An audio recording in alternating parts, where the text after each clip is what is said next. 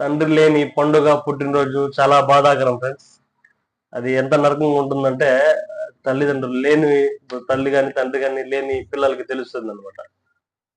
So ఈ విషయం ఎందుకు చెప్తున్నానంటే ఇటీవల ఒక పండుగ సందర్భంగా మా పిల్లలకి బట్టలు కొంటున్నప్పుడు అనిపించింది.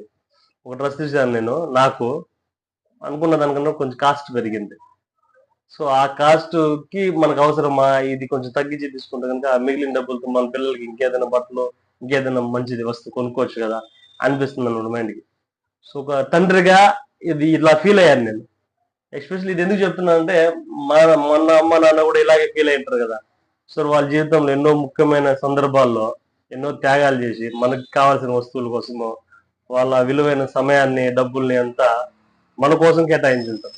సో అలాంటి తల్లిదండ్రుల్ని కృతజ్ఞతగా ఉండండి. వీలైతే థ్యాంక్స్ చెప్పండి.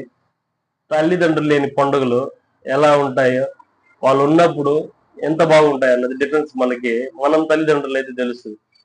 మనకి ఆ టయానికి మనం మనకి కొంతమంది తల్లిదండ్రులు లేకపోవచ్చు. వీలైతే ఇప్పుడే ఉన్నప్పుడే వాళ్ళకి థ్యాంక్స్ కానీ సారీ కానీ చెప్పడానికి ట్రై చేయండి. Thank you.